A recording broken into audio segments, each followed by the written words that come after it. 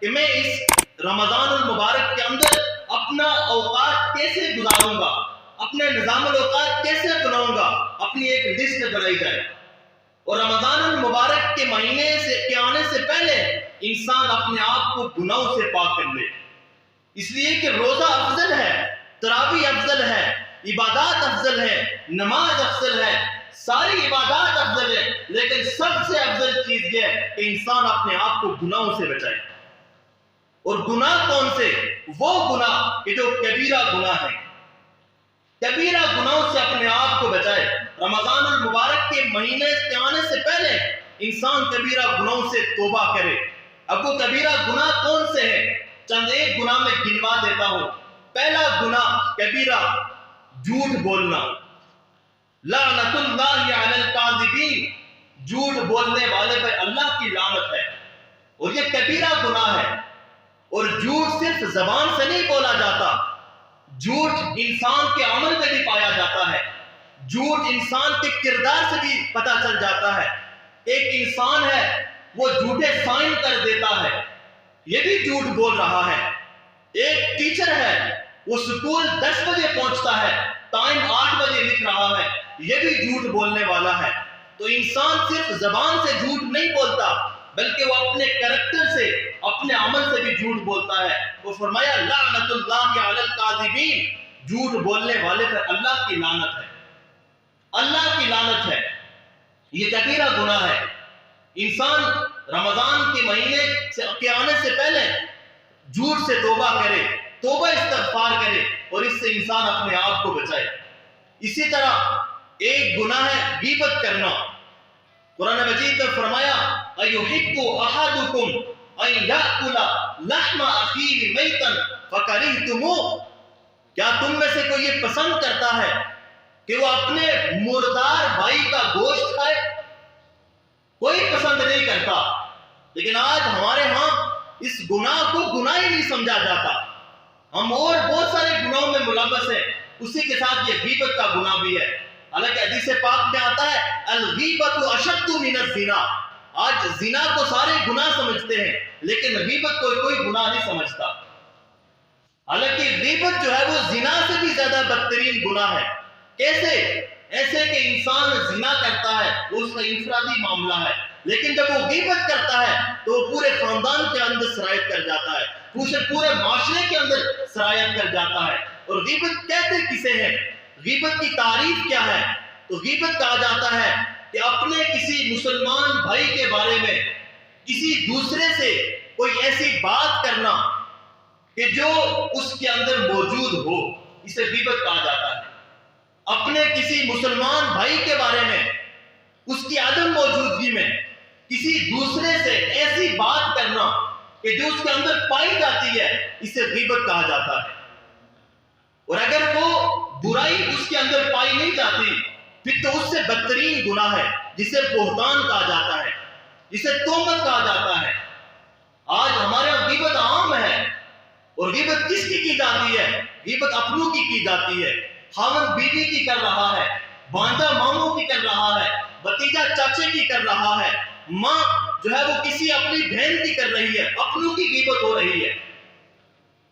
اور جب ہم گھر میں اپنے بچوں کے ساتھ بیٹھتے ہیں، بچوں میں بھی بیٹھ کر ہم اپنے رشتہ داروں کے خلاف ایسے الفاظ کہتے ہیں کہ اگر وہ ان کے سامنے بیان کیے جائے تو ان کو برا لگے۔ وہ اپنے بچوں کو کی گٹی میں یہ چیز ڈال رہے ہیں، اپنے بچوں کے لاشعور میں یہ چیز ڈال رہے ہیں کہ بچوں یہ جو غیبت کرنا ہے یہ سب سے اچھا کام ہے۔ اپنے عمل سے تو ہم یہی چیز بتا رہے ہیں کہ غیبت کرنا بڑا اچھا کام ہے، ہم بھی یہ غیبت کر رہے ہیں۔ تو اس لیے انسان اپنے آپ کو اس گناہ سے بچائے، غیبت سے اپنے آپ کو انسان بچائے، یہ کبیرہ گناہوں میں سے ایک گناہ ہے۔ اسی طرح بد نظری کرنا، انسان کسی اللہ کی نافرمانی والی جگہ کو دیکھے، کسی اللہ کی نافرمانی والے احکامات والی جگہ کو دیکھے، یہ بد نظری میں شمار ہوتا ہے۔ اور آج ہر ایک کے پاس سیل فون ہے، جسے سیل فون نہیں بلکہ ہیل فون کہا جاتا ہے، جہنم میں لے جانے والا شخص۔ یہ ہیل فون تو ہو سکتا ہے، یہ سیل فون نہیں ہے۔ آج ہر ایک کے پاس موبائل ہے، اور اس موبائل کے اندر کوئی واٹس ایپ کے اوپر اسلام کا ہیرو بنا ہوا ہے، کوئی یوٹیوب کے اوپر اسلام کا مجاہد بنا ہوا ہے، کوئی فیس بک پہ اوپر اسلام کا جو ہے وہ داعی بنا ہوا ہے، اور اس کے ساتھ ساتھ وہ چیزیں بھی آ رہی ہیں جو انسان کو گناہ کی طرف لے جاتی ہیں۔ حالانکہ اللہ کے نبی نے فرمایا ان النظر سہم من سہام ابلیس، کہ یہ نظر شیطانوں کے تیروں میں سے ایک تیر ہے، شیطانوں کے تیروں میں سے ایک تیر ہے۔ اور آگے فرمایا لعن اللہ الناظر والمنظور الیہ، کہ اللہ نے دو انسانوں پر لعنت فرمائی ہے، ایک بد نظری کرنے والا اور دوسرا وہ کہ جو اپنے آپ کو بد نظری کے لیے پیش کرتا ہے۔ ان دونوں کے اوپر اللہ کے نبی نے لعنت فرمائی ہے۔ تو انسان اپنے آپ کو اس گناہ سے بچائے، بد نظری کے گناہ سے بچائے۔ اسی طرح ایک کبیرہ گناہ وہ والدین کی نافرمانی ہے، اور یہ ایسا گناہ ہے کہ جس کی بخشش لیلۃ القدر کی رات کے اندر بھی نہیں ہوتی۔ والدین کے نافرمان کی بخشش لیلۃ القدر کے رات کے اندر بھی نہیں ہوتی۔ یہ ایسا بڑا گناہ ہے۔ قرآن نے تو کہا کہ اگر والدین مشرک ہوں تب بھی ان کی نافرمانی جائز نہیں ہے، اور صرف مشرک نہیں بلکہ وہ اس شرک پر تمہیں مجبور کر رہے ہوں۔ وَإِن جَاهَدَاكَ عَلَىٰ أَن تُشْرِكَ بِي مَا لَيْسَ لِي بِهِ عِلْمٌ فَلَا تُطِعْهُمَا وَصَاحِبْهُمَا فِي الدُّنْيَا مَعْرُوفًا، کہ اگر تمہارے والدین مشرک ہیں اور وہ تمہیں مشرک ہونے پر مجبور کر رہے ہیں، ان کی اطاعت نہ کرو، لیکن دنیا میں ان کے ساتھ اچھا سلوک کرو، دنیا میں ان کے ساتھ بھلائی کے ساتھ معاملہ کرو۔ آج بچہ بڑا ہوتا ہے وہ اپنے باپ کو کہتا ہے تو نے میرے لیے کیا کیا ہے، تو نے مجھے دیا کیا ہے، اور اس سے اور کیا کرے باپ، جو کچھ تھا اس نے اپنا سب کچھ لٹا دیا، تمہاری تربیت کے اوپر، تمہاری جوانی کے اوپر، تمہاری زندگی کے اوپر سب کچھ لٹا دیا۔ بیٹی کھڑی ہوتی ہے وہ ماں کو باتیں سناتی ہے، بیٹا کھڑا ہوتا ہے وہ باپ کو باتیں سناتا ہے۔ حالانکہ قرآن مجید میں فرمایا کہ حملہ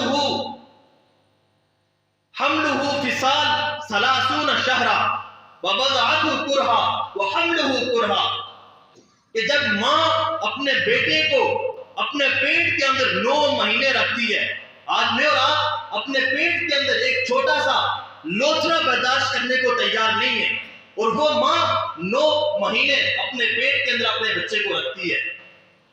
اور پھر جو ولادت کی تکلیف ہے، آج کی جو جدید سائنس، میڈیکل سائنس یہ کہتی ہے کہ دنیا کے اندر سب سے جو تکلیف دہ چیزیں ہیں ان میں سب سے پہلے نمبر پر جو چیز ہے وہ یہ ہے کہ انسان کی زندہ کھال کو نوچ لیا جائے۔ انسان کی زندہ کھال کو نوچنا دنیا کی سب سے تکلیف دہ چیز ہے، اور دوسرے نمبر پر جو سب سے زیادہ تکلیف دہ چیز ہے وہ اس عورت کے بارے میں ہے کہ جس عورت کے ہاں ولادت ہوتی ہے، جس عورت کے ہاں وضع حمل ہوتا ہے، سب سے تکلیف دہ چیز وہ ہے۔ تو والدین اپنی اولاد کے لیے کیا جتن کرتے ہیں، کیا کچھ نہیں کرتے، لیکن اولاد اپنے والدین کی نافرمانی کرتی ہے، اور والدین کی نافرمانی یہ کبیرہ گناہ ہے۔ اسی طرح ایک کبیرہ گناہ کو رشتہ داروں کے ساتھ قطع تعلقی کرنا، رشتہ داروں کے ساتھ جو ہے وہ برا سلوک کرنا، آج اس کو بھی کوئی گناہ نہیں سمجھا جا رہا۔ حالانکہ اللہ کے نبی نے حضرت انس سے فرمایا یا بنی ان تصبح او تمسی ولیس فی قلبک غش لاحد ففعل، اے میرے بیٹے انس، اگر تم اپنی صبح کرو یا شام کرو، اور اگر تمہارے دل میں اپنے کسی بھائی کے لیے، کسی کے لیے، چاہے وہ کافر ہے چاہے وہ مسلمان ہے، کوئی بھی ہے، تمہارے دل میں اگر کسی کے لیے صبح و شام ایک ذرہ برابر بھی نفرت نہ ہو، کدورت نہ ہو، بغض نہ ہو، کینہ نہ ہو، حسد نہ ہو، تو یہ نیکی کر لیا کرو، ففعل، اور اس کو ہمیشہ کیا کرو۔ میرا آپ رات کو سونے سے پہلے اپنے دل کو ٹٹولیں کہ ہمارے دل میں کسی کے لیے حسد تو نہیں ہے، کسی کے لیے بغض تو نہیں ہے، کسی کے خلاف نیگیٹو تھنکنگ تو نہیں ہے، کسی کے خلاف برا کوئی سوچنا تو نہیں ہے۔ اگر ہے تو انسان اپنے آپ کو اس سے توبہ کرے، اور رمضان المبارک کے مہینے کے آنے سے پہلے وہ اس گناہ سے انسان جو ہے وہ معافی طلب کرے۔ یہ کبیرہ گناہ ہے۔ اسی طرح حرام غذا کا استعمال کرنا، حرام کھانا، کہ جو انسان کا اپنا حق نہیں ہے، دوسرے کا حق مار کے وہ کھاتا ہے، تو جو حرام کھانا ہے یہ بھی کبیرہ گناہوں میں سے ایک گناہ ہے۔ اسی طرح رمضان المبارک کے مہینے میں جو ہے وہ مہینے کے آنے سے پہلے نمازوں کا اہتمام، اور نماز کا چھوڑنا تو ویسے بھی کبیرہ گناہ ہے، عام حالات کے اندر بھی کبیرہ گناہ ہے، اور اگر رمضان کے اندر انسان نماز کو چھوڑے تو یہ تو اور زیادہ سخت گناہ ہے۔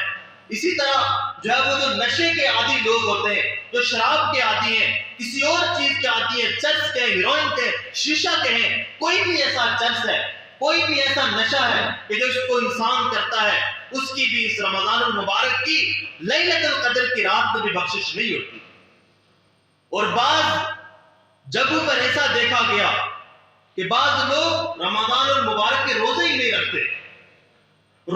رکھتے، حالانکہ حدیث پاک میں آتا ہے کہ جس نے رمضان کا ایک روزہ چھوڑا، اگر وہ پوری زندگی اس روزے کے کفارے میں روزہ رکھتا رہے، پھر بھی وہ اس اجر کو نہیں پہنچ سکتا جو رمضان کا ایک روزہ ہے۔ ایک روزے کے برابر پوری زندگی روزے رکھتا رہے، وہ اس روزے کو نہیں پہنچ سکتا۔ لوگ کہتے ہیں ہم کفارہ دے دیں گے، فدیہ دے دیں گے، اور اس کا تو کفارہ ہوتا ہی کوئی نہیں ہے، فدیہ ہوتا ہی کوئی نہیں ہے۔ اگر ہے تو وہ اس مریض کے لیے ہے کہ جس مریض کی اب ٹھیک ہونے کی امید ختم ہو گئی ہے، کہ یہ مریض اب ٹھیک نہیں ہوگا، اس کا وقت قریب آ چکا ہے، اب وہ تو فدیہ دے سکتا ہے۔ لیکن عام کوئی بیمار ہے، وہ روزے کا کفارہ فدیہ نہیں دے سکتا، اس لیے کہ اس کو ٹھیک ہونے کی امید ہے۔ اور یہ جو مریض ہے جو فدیہ دے رہا ہے، فقہاء نے لکھا ہے کہ اگر یہ بعد میں ٹھیک ہو جائے پھر بھی اس کو رمضان کے روزے رکھنے پڑیں گے۔ اس لیے تھوڑی سی مشقت، تھوڑی سی ہمت، تھوڑی سی قوت انسان کو بہت بڑا اجر دیتی ہے۔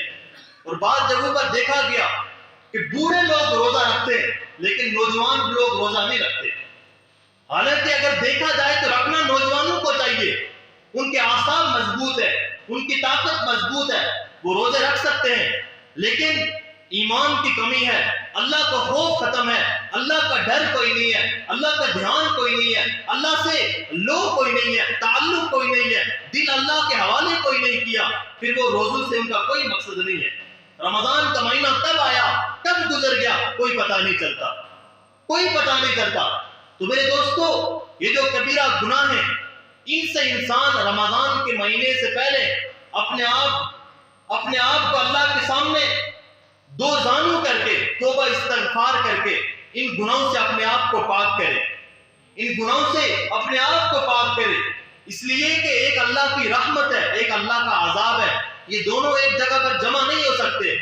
پہلے اللہ کے عذاب والے اعمال سے توبہ کرنی پڑے گی، بد نظری سے توبہ کرنی پڑے گی، غیبت سے توبہ کرنی پڑے گی، اور جو والدین کی نافرمانی سے توبہ کرنی پڑے گی، اپنے دل کو بغض، حسد، کینے سے پاک کرنا پڑے گا۔ اس کے بعد انسان رمضان کا جب استقبال کرتا ہے تو اس کی اسے برکتیں نصیب ہوتی ہیں، اس کی اسے رحمتیں نصیب ہوتی ہیں، اس کا وہ صحیح معنوں میں استقبال کر سکتا ہے۔